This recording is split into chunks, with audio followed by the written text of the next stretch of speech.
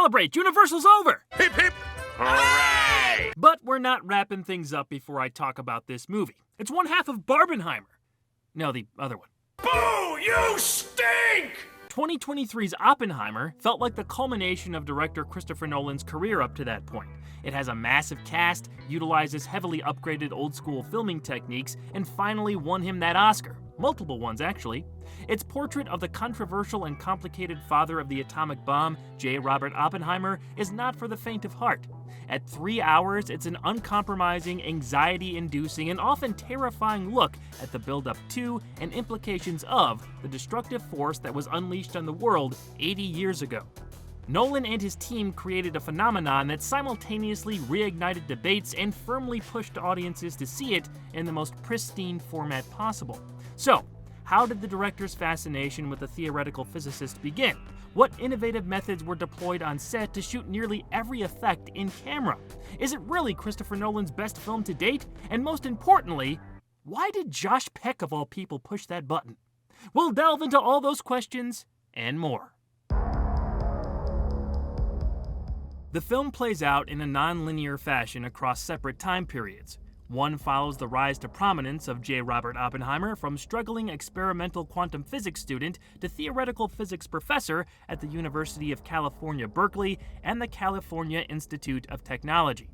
He's eventually hired as director of the United States government's Manhattan Project, where he and his team of scientists construct the first atomic bomb during World War II.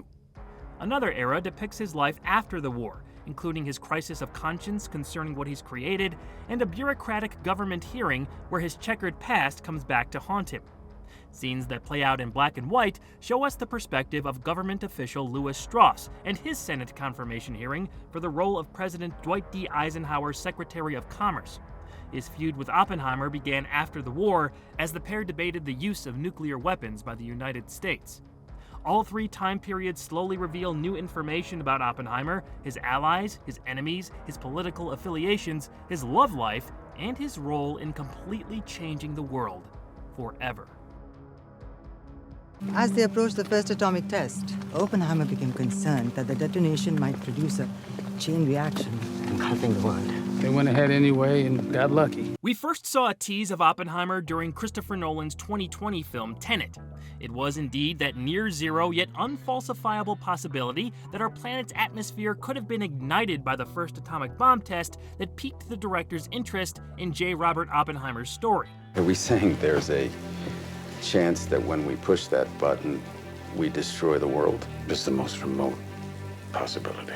The further he dug into the physicist's history, the more he discovered how complicated and full of contradictions the man was. You are an American Prometheus, the man who gave them the power to destroy themselves. Lines like this in the opening text about the Greek titan Prometheus are odes to the film's most direct inspiration, the 2005 biography, American Prometheus, The Triumph and Tragedy of J. Robert Oppenheimer by Kai Bird and Martin J. Sherwin. Nolan based much of the film's events on the 25-year-long research done for the book. However, he went beyond that and did his own research on certain incidents, discovering new details surviving co-author Kai Bird gave him credit for after the film was released. Nolan's conversations with his own son also made him realize some of the younger general public didn't think much about nuclear weapons anymore or the threats they pose. He considered that extra motivation to make the film. While he was aiming to stay true to reality as much as possible, it was always intended for his movie to be an interpretation, not a docudrama. The director famously penned the screenplay on his own from the first-person perspective of its main character. It was said to reach readers in a more intimate way in that form. Even through the scripting stage, Nolan was breaking rules and creating new ones. Since Insomnia in 2002, the director's films had always been released through Warner Brothers. Due to the company's 2021 decision to release films day and date in theaters and on their streaming service HBO Max, he parted ways with the studio, ending a legendary 20-year partnership. Nolan's next project ended up landing at Universal, which would eventually square off with Warner Brothers' Barbie on the same weekend in 2023. It was very early on when Christopher Nolan called up Cillian Murphy with the news of a lead character for the actor to play. They had been consistent collaborators for the better part of 2 decades at this point, and it was finally time for Murphy to take the central spotlight in a Nolan film. The director seemed to bring back some of his old favorites while adding a who's who of early 2020s Hollywood. Robert Downey Jr., Matt Damon, Emily Blunt, Florence Pugh, Jack Quaid, there's just too many to name. Listing the entire cast for this movie could take up its own video, and they're all great. Special shout out to David Dastmalchian. The man does such solid, unique work, and it was great seeing him pop up in another Nolan movie after his memorable bit in 2008's The Dark Knight. Principal photography began at the end of February in 2022. From the outset, how Nolan wanted Oppenheimer filmed was a top priority. If you've followed this director's career at all, you know it's his mission to keep shooting on film alive. A large portion of the movie was shot with IMAX cameras for the highest amount of detail possible. Nolan and cinematographer Hoyte van Hoytema said in the special features that this kind of 65mm film produces the closest resolution to the human eye possible at something like 18K per frame. They wanted to use IMAX as an intimate format for the first time, filming standard coverage of the actors in addition to the more spectacular shots. For the actors and crew members on set who hadn't worked with IMAX cameras before, the process was a bit jarring. Those cameras use a huge film magazine and can sound like a tractor on set when rolling. This would obviously cause some issues with sound. According to producer and Christopher Nolan's wife, Emma Thomas, they did shoot some dialogue scenes with the IMAX cameras, but with a smaller perforation on the film, which made rolling quieter. Perforations, or perfs, are the holes on the ends of film stock used to push the film through a camera. Oppenheimer was the first time black and white IMAX film was used as well. The 65mm stock utilized for those sequences had to be specially made by Kodak just for the movie. If you're interested, there's a lot more information out there about how and why they shot on film and the innovations created because of that decision. It's fascinating stuff. Admittedly, the ins and outs of this subject are a bit of a blind spot for me since it wasn't the norm anymore when I was going through film school. But a video Ryan Coogler made about different film formats concerning his 2025 picture Sinners broke things down in an easy-to-understand fashion. Look up Kodak's aspect ratios with Sinners director Ryan Coogler if this is your thing or you just like to learn more. Another goal Nolan upped from his previous works was his dedication to shooting nearly all of Oppenheimer's effects in camera. His visual and special effects supervisors were usually following around the main unit to help make that happen. There's supposedly very little post-production compositing in the movie. Those spinning lights that appear in front of Oppenheimer when he's in bed, it's an on-set effect. Those moments when the background vibrates behind the main character, shockingly, that was also achieved on set with the help of a projector. We're so used to hearing elements such as those are all handled in the editing stages that it's easy to forget how much extra effort can go into pulling it off practically. This mentality extended to what the filmmakers called the micro world, depicting images meant to represent some of the microscopic reactions Oppenheimer and his fellow physicists were familiar with. It was a lot of experimentation by the effects team that created these eye-catching short bursts. Panavision constructed a special probe lens for the IMAX cameras to film these shots as well. Even with the atomic bomb test, trial and error eventually led to the mimicking of a mushroom cloud and extreme close-ups of the explosion used effectively in the final cut. You have to appreciate the crew going the extra mile for details like that. Production designer Ruth de Jong had her work cut out for her, dealing with the where and how some of these sets were going to be built. They originally wanted to shoot all the Los Alamos scenes on location in the actual town, but soon realized the modern buildings were less than ideal for most of what they needed. While they did end up filming at Oppenheimer's actual former home and a lodge on site, a majority of the exteriors had to be constructed. They settled on Ghost Ranch in New Mexico. The background was framed by the same mountain range as Los Alamos, so it felt close enough for Nolan and de Jong. A white model of the entire town was created to map out how the production was going to erect the necessary structures.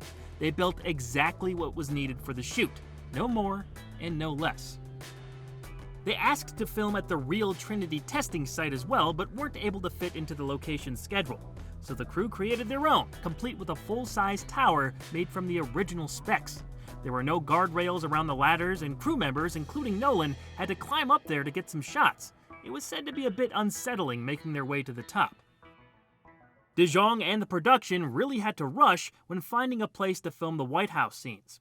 The first choice for the location had to back out, forcing the production designer to track down a separate set that had to be fully constructed, furnished, and repaired in 5 days. They all worked around the clock to make that deadline. The Oval Office may have smelled like wet paint, but it was put together just in time, and they ended up not even falling behind a single day on their schedule. Oppenheimer was able to shoot at the real Institute for Advanced Study in Princeton, where the man himself and Albert Einstein both worked. The production team aimed to make things as authentic as possible when they could. While they didn't get all the desired locations, the actual places the main character spent time were at least featured when feasible. Filming officially wrapped in May of 2022. Excitement and intrigue was starting to pick up for fans of Nolan's filmography, but there was a lot of work yet to be done. Can you hear the music, Robert? Yes, I can. Collaborating with the director for a second time was composer Ludwig Göransson. He grew the score by experimenting with different sounds and influenced the movie as it was being edited. The composer worked together with his wife Serena, a professional violinist, to create some of the main themes. Göransson said he was building out an emotional world. His inspiration for the big montage were the close-ups of the explosions and micro-world footage that Christopher Nolan showed him. He worked on the film's most popular piece with the orchestra for a week, trying to get everything live. That proved a difficult task because the beats per minute increased so much in a short amount of time for Can You Hear the Music? The music seems to always be present in Oppenheimer. There are a few notable moments when it's absent, but the score drives the picture forward with an almost dreamlike intensity. That was a risk since wall-to-wall music in film can become distracting. It's not what I would call a conventional score, but some individual tracks have certainly gained Göransson praise from industry professionals and fans. Personally, I think it adds to the picture's sense of urgency and emotion. Without the score as it is, the film simply wouldn't be as effective. Oppenheimer was edited with multiple formats in mind. This was going to be as prestige could get at the time, with the number of ways audiences could experience the flick. Meanwhile, 2023's ultimate summer movie matchup was starting to take on an identity of its own. July 21st would see Nolan's historical biopic go up against a long-standing brand produced by his former home studio. But the true winners would be the audience. Space Trash! Channel Awesome's Jim Jarosz invites you to experience the action, the chaos, the wonder, and the lack of a putrid odor, because in space, no one can smell the trash. Follow Flynn, a galactic garbage man inhaling the fumes of his forefathers as he battles marauders while dodging insult from his sassy robotic co-pilot. It's Space Trash! Available now at the link in the description. Witness Flynn's finest hour. Today! Space Trash!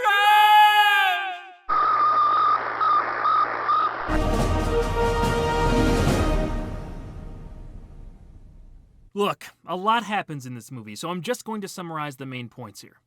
As history tells us, Oppenheimer and his team are successful in both making the atomic bomb and not igniting the Earth's atmosphere on its first test in Los Alamos, New Mexico. American President Harry S. Truman then bombs Hiroshima and Nagasaki in Japan, killing hundreds of thousands and effectively ending World War II. In the months and years after, Oppenheimer feels immense guilt for his role in the massacre and kickstarting an arms race with the Soviet Union. His emphasis on caution concerning the even more destructive hydrogen bomb and discreditation of Lewis Strauss increases his enemies in the government. Strauss and his allies orchestrate a kangaroo court in which Oppenheimer is embarrassed in a small setting where his security clearance renewal is being decided. He's forced to admit to affairs, an affiliation with the American Communist Party, leaks of sensitive information from Los Alamos, and more. Oppenheimer's security clearance is not renewed, and he's pushed out of the government entirely. A few years later, Strauss's confirmation hearing goes awry when a physicist named Dr. David Hill exposes the candidate's involvement in Oppenheimer's unjust removal. Hill's information eventually leads the committee, including Senator John F. Kennedy, to deny Strauss his new position in the Eisenhower administration. In the 1960s, Oppenheimer is shown receiving the Enrico Fermi Award before we flash back to a conversation between the titular character and Albert Einstein. Oppenheimer admits that while the first atomic bomb test didn't ignite the Earth's atmosphere, it did start a chain reaction of escalation that can never be reversed. This is the most important fucking thing to ever happen in the history of the world. Barbenheimer completely dominated the summer of 2023. Universal's Oppenheimer and Warner Brothers' Barbie movie went head-to-head in a way very few films had before. They synergistically helped each other at the box office. The phenomenon encouraged moviegoers to watch both films as a double feature. The heavy, real-world themes of Oppenheimer were offset by the bright and colorful world of Barbie, that actually also featured some heavy real-world themes, but wrapped in a much more gaudy and comedic package. I did see both these movies that summer, Barbie a little later than Oppenheimer. A back-to-back double feature sounds like it would have been a bit much for me. Did you experience Barbenheimer as a double feature? What order did you see the films in, and why? Let me know in the comments. Even outside the Barbenheimer thing, Nolan's new movie hit the culture in a big way. It received near universally positive reviews and audience reactions. It also generated countless memes, some quite funny. It turned into a big deal where and how you saw the movie too. There were a lot of formats out there with different aspect ratios and levels of detail. The holy grail of Oppenheimer theatrical viewings was supposed to be in 70mm. A film this big about such a world-altering subject wasn't without controversy. Some criticized it as painting Oppenheimer as a hero for his part in creating a catastrophic force, while others pointed to a lack of screen time and respect for the bombings and fatalities in Hiroshima and Nagasaki. Now I am become death, the destroyer of worlds. Oppenheimer's reading of that famous verse from the Bhagavad Gita during an intimate scene with the Jean character angered some as well. Despite those reservations, Oppenheimer took in over $975 million worldwide. It became the third highest grossing movie of the year and the second highest grossing R-rated film ever, behind only 2019's Joker. It has since dropped to third, with 2024's Deadpool and Wolverine now in the top position from a global perspective. Oppenheimer was recognized in film competitions the world over. At the 2024 Oscars, it was nominated for an impressive 13 awards and cleaned up, winning 7 statues: Best Original Score, Film Editing, Cinematography, Supporting Actor, Leading Actor, Director, and Best Picture. Christopher Nolan is my favorite director. I know that makes my tastes sound a bit basic since his films are so popular, but it's true. Watching the special features of Batman Begins was one of those formative moments in high school where I started thinking about filmmaking from a completely different point of view, and I've loved his movies ever since. From Following up through Oppenheimer, I've seen them all. I even like Tenet. I meant what I said earlier, that Oppenheimer feels like the culmination of his work. There are traces of all his past films here, but brought up to another level. It's a cliche at this point for me to talk about how this movie was made for the big screen, but Oppenheimer was built for theaters in a way I don't think many films, if any at all, were before. Watching it at home from my 4K Blu-ray player is still great, but at the cinema in the IMAX format, it was simply another experience, almost another movie. It's a historical spectacle with substance that left me thinking for the weeks and months after. If I had seen it for the first time on a TV, I don't think I'd have these same feelings. The emotions I cycled through when originally watching this were amplified because of the environment. It was an all-out assault on the senses in an overwhelming but intentional way. Moral dilemmas were convincingly portrayed. Fear and unease filled my brain. The thought of opening Pandora's box and the implications of it, even as we advance into the present and future, was and is absolutely petrifying. There was a palpable tension for that first atomic test that gripped everyone in the theater. It didn't matter that we knew the outcome. In that moment, the world's oxygen could have ignited. Maybe Nolan was going to pull an Inglourious Basterds and change history.